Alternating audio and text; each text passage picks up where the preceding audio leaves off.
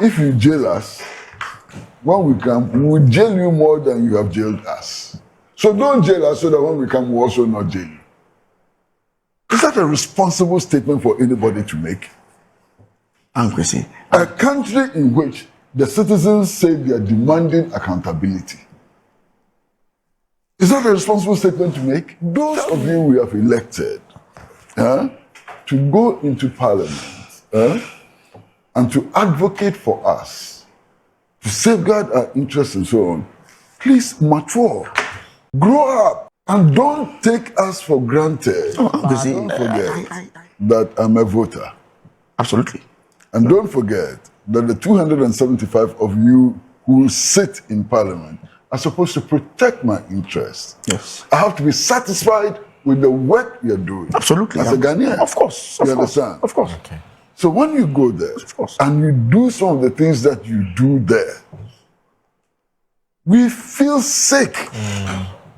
Whenever I say my PENDREAM TV there, I see them yopo. How was it? Well, I mean, I think first of all, there's the need for clarity on the exercise which has been conducted in Parliament.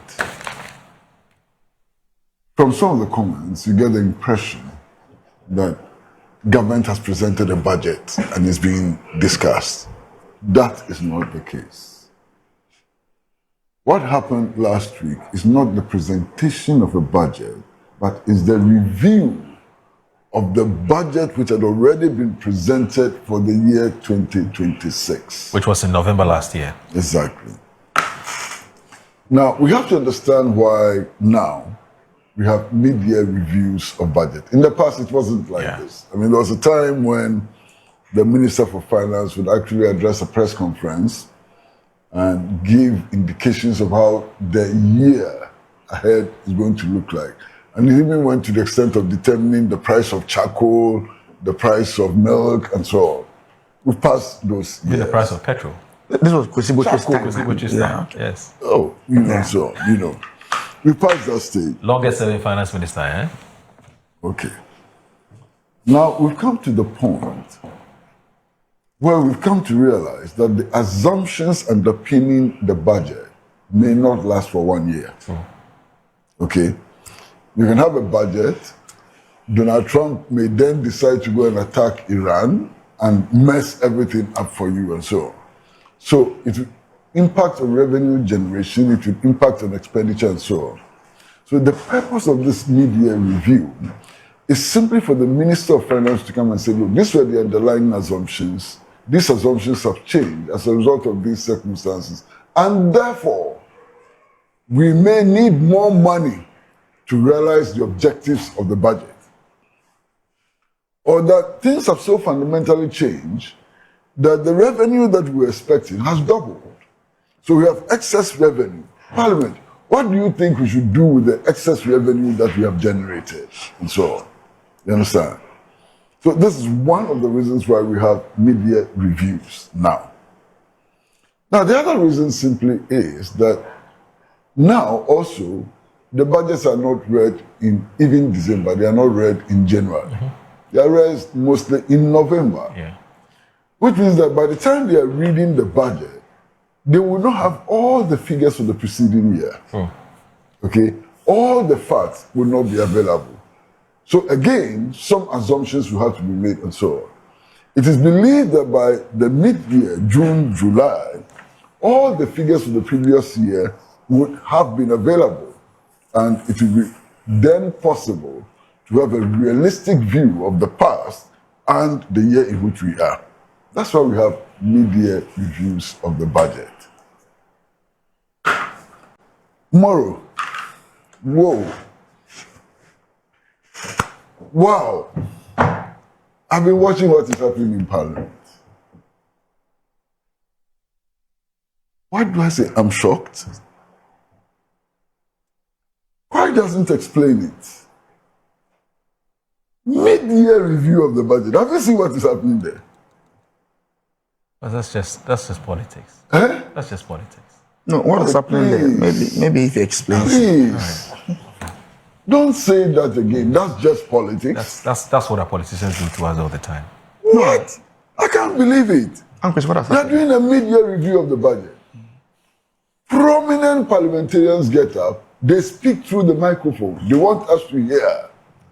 And it's about who is going to go to some prison next. Oh, that's okay. What? Which one? Some of the things that are said. Who's going to go to prison in this debate? In this debate?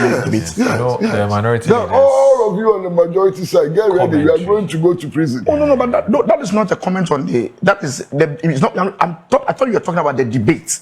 The debate started yesterday. Yeah, the debate started. No, he's talking about the commentary The that followed comments. Oh, the okay. day I thought you were. the media was. Oh, okay. The presentation was. made, Master, yes. I'm sitting in my office and watching television, and I fall sick immediately. Hey. The level of leadership, the things which are being said, reduction of the whole media review of the budget to filing appeal for Wontumi, and so on, and other tangential issues. Please, those of you we have elected to go into parliament and to advocate for us, to safeguard our interests and so on, please mature, grow up, and don't take us for granted. Oh, Uncle, see, well, when you finish, I'm No, not. I can stop for you to continue. I don't have a problem. Today, your words are a little bit harsh for me.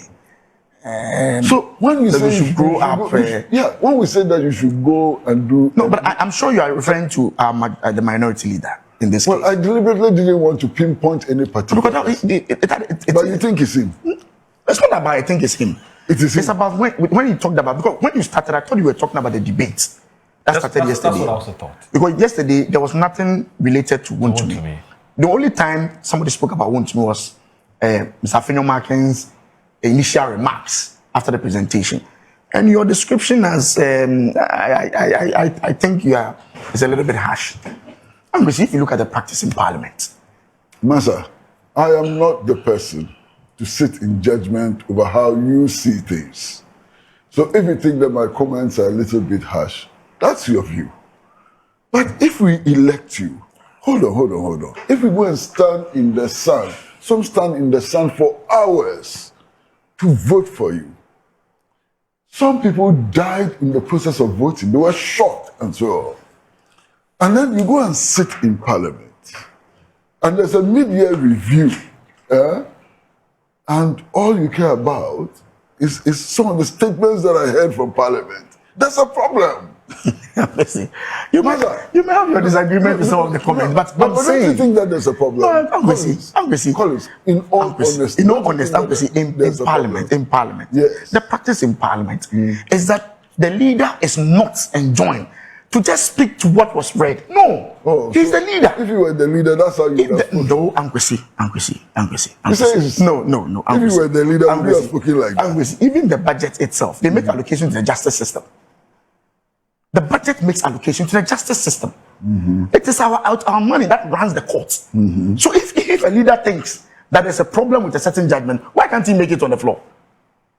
He has absolutely every right to make it. And his solution, you may have issues with the timing.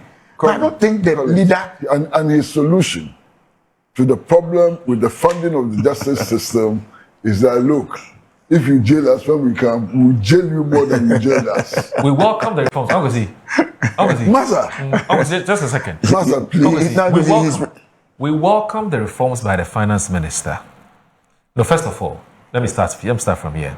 I commend the finance minister for acknowledging some of the digitalization reforms introduced by the previous PP administration. That's the minority leader. We welcome the reforms by the finance minister, and for the first time, he has done something patriotic by acknowledging the digitalization reforms we introduced in government payments today. He has acknowledged What's the them. purpose of this? We commend you. We commend you for acknowledging the NPP. We commend you, but you can do better. Tell your government to free all political prisoners. Wontumi deserve justice. I commend you for the budget, but on Wontumi, trouble. If you don't release one to me, we'll come and put you in jail. So what was the purpose of reading this? Oh no, I just wanted. He just wanted to that put it in context. Our viewers know exactly what he said. Yes. For which you have an issue with, so they can follow This the is only argument. a small part of what I said. He A said very small part of what I said. Yes. But even this one, It's a problem. it's problematic. You understand? And to be honest with you, one of the best reviews of the media review and so on is the one I've heard from Collins. Very mature, very focused and so on. That's what we expect of our parliamentarians. But sometimes, Collins, please admit it. Why? You know that what I'm saying is true. Why? Why? You think that they will beat you if you go to Parliament? Oh, no. Nobody will beat you. Oh, please. No. So just admit. No. Who beats me? Obviously, has a problem with the timing of the comments. But I'm saying that Some of the comments really on the in media Parliament. review of budget. obviously in Parliament, when leadership rise up on their Hey. feet, This is normal. I'm telling you, when leadership, and most pertinent issues I beg you. are brought to the fore. Okay, most pertinent. One of the most pertinent issues, as I heard, is that, if you jail us, when we come, we will jail you more than you have jailed us. So don't jail us so that when we come, we also not jail you. Is that a responsible statement for anybody to make? And Kwesi, A country in which the citizens say they are demanding accountability.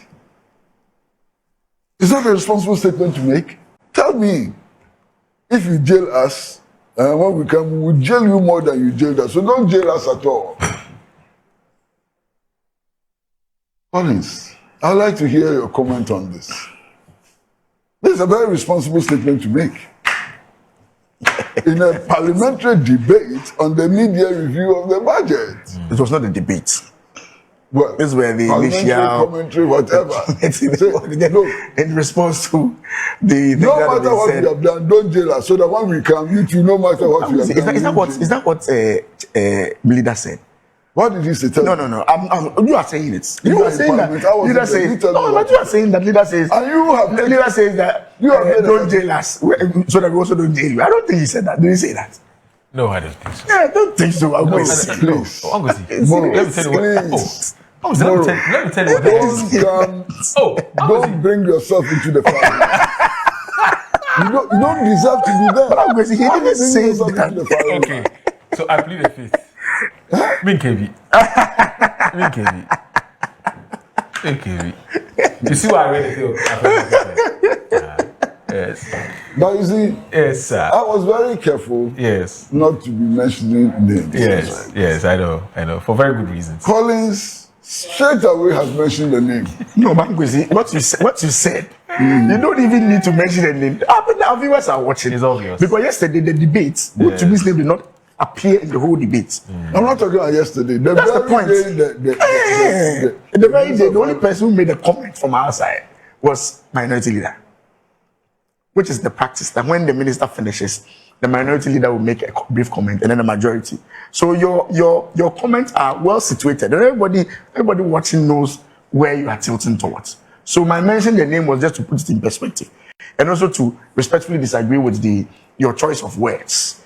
You know, I and of course, as you said, I have the right to also disagree with you. No, of course, Yes, of course, and of course. I thought your choice of words were a little bit too harsh to our leader. But as I said, the practice in Parliament does not bar the... Don't forget that I'm a voter. Absolutely. And don't forget that the 275 of you who sit in Parliament are supposed to protect my interests. Yes. I have to be satisfied with the work you're doing. Absolutely. As a Ghanaian. Of course. You understand? Of course. Okay. So when you go there course. and you do some of the things that you do there, we feel sick.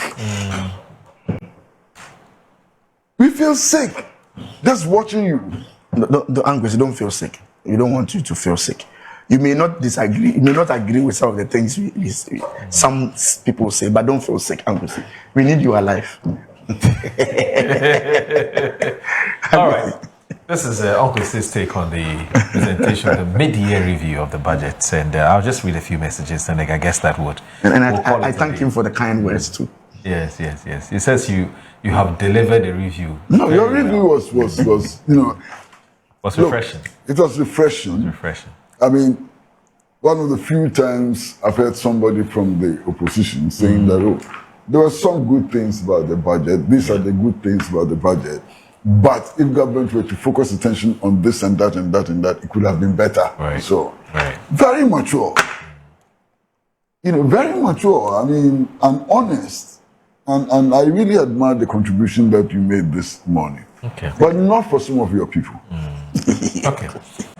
Now, there's if you look at this custodian, yesterday the minority held some kind of a mini press conference, which was addressed by the former special assistant to Dr. Mahmoud Bami and also MP for Tano North, I believe, Dr. Gideon Boakun.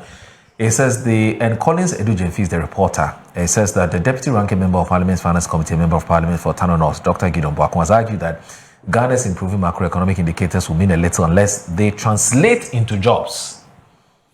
And warning that economic growth without employment risks deepening public frustration. He states that the ultimate test of any economic recovery is whether it improves the lives of ordinary Ghanaians through employment, higher incomes, and expanded economic opportunities. Now, during a panel discussion on the 2026 mid-year budget review presented by Finance Minister Dr. Keslato Falls and the Tano North MP said the government cannot measure success solely by favorable fiscal and macroeconomic statistics while thousands of young people remain unemployed. A growing economy with unemployed youth is not growth, but a factory of frustration. According to him, while government has highlighted falling inflation, improving fiscal balances and stronger macroeconomic indicators, many young people continue to struggle to secure decent jobs despite completing their education. He maintains that an economy that grows without creating employment risks widening inequality and undermining public confidence in economic reforms. Dr. Boakun said the country's fiscal and economic policy should therefore be judged not only by headline growth figures, but their ability to stimulate private sector expansion, support entrepreneurship, and create sustainable employment for the youth. Yes. I mean, these are constitutional matters. The minister is enjoined by the constitution to come to Parliament half year. I think the Public Financial Management Act also enjoins him to come half year to give us basically an update of how things have panned out between first half of the year. Right. And because budgets are read in November, you normally will not get the full year outturns whilst presenting the budget. So the mid-year is also an opportunity for the minister to give us the full, accurate, full year data on 2025. And then if there are any significant changes that have occurred within the first 6 months that has thrown his targets and his estimates off gear, it's an opportunity for him to also realign those issues. So basically that's what mid-year reviews are. Also to give us an update on major government policy initiatives and how far he's gone with them.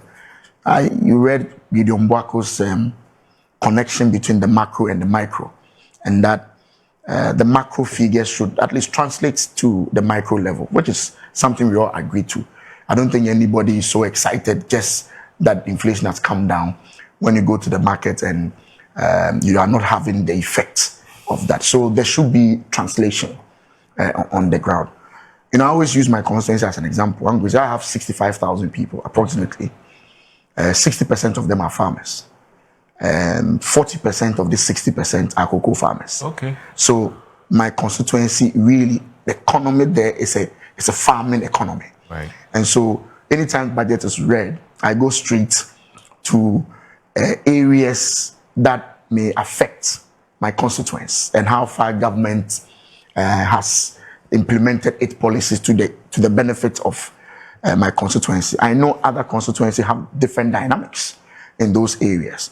And so you can imagine in my constituency with the cocoa issues, it's really, really having an effect on my constituency. As of now, last week, I met some of the cocoa farmers who approached me and said, some people have received payment in response to the last release that was released by the cocoa board. Others too have not. So you can imagine the whole year, another year has begun, half year, he's not received any money from the cocoa that he sold to BDC. That is their economy. That is our economy. And so such a person, the flowery and beautiful macroeconomic indicators may mean nothing to him or her at that particular level.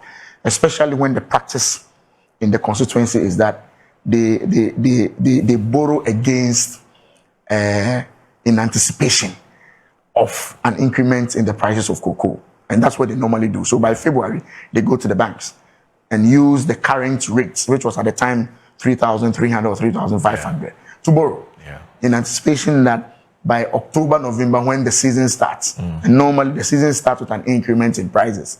And so for the person to be hit with a reduction rather to 2,500, which is a net loss of about 1,000 per bag, that is the economy in my constituency. The transport guys are threatening to increase transport fares. That is directly affecting my constituents because the farmers, they normally cut their products using some vehicles and all that. So that is their economy. But I must say that some positive things came out when he read the media. First of all, I was excited when he acknowledged the effort of previous governments. I'm excited because I see a change, a gradual change in our politicking, where it is not always combative, but an admission of efforts made by previous governments and how far it has impacted current policies. And that for me was a very, very beautiful diversion from the norm that we know about. Yesterday, we concluded the debate on the IPP renegotiations. Right. And if you look at the reports, there was an acknowledgement of how the renegotiations started from previous governments and how it has continued to the benefit of the general public. And now we are making savings of about $250 million. That, for me, is a refreshing style of politics that we are having in this country. Of course, if you look at the media review, statutory payment, Kwesi, there's been a significant improvement in statutory payment. That, for me, is a very good highlight. That as an opposition person, I should not always be opposing, but it's also good for me to acknowledge some of the good things that have been done. Right. I've seen that common fund payment has been okay. I've seen NHIA payment also has been quite consistent, which is good. And I think I have to commend them for that. But unemployment has been a big issue. All the major flagship programs that the government touted in the 2025 budget, that in their view was to tackle unemployment, we're hoping that by 2026, half year 2026, we should be receiving some concrete figures as to how those policies have translated to job employment. So the Ejumera program, the entrepreneurship program, the coders program, the oil plantation program, the Nkukongwe program, and all those programs, 24-hour economy. We're hoping that this media review will give us some concrete figures. Unfortunately, the reports we are getting, even from the Statistical Service, and you just read this morning, point to the fact that those policies are yet to translate into job creation for the youth. I'm not too sure how many coders have been trained as of now.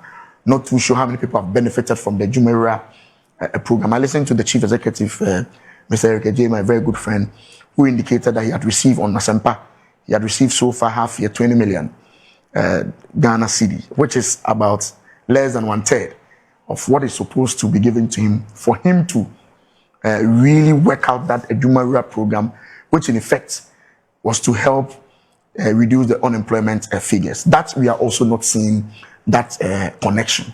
And I'm sure government is listening to the debates. A lot have been centered on job creation.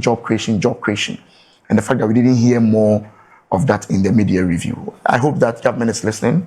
And subsequent budget in November, they will take into account all the comments that have come up and then help us to create more jobs for the people. On energy side, I think two significant things were mentioned. Right. One is the GPP2, which is the new gas processing plant, and the 1,200 megawatts power plant to be established. Right. The difficulty I have with that is that I know Kwesi is not too excited about private participation.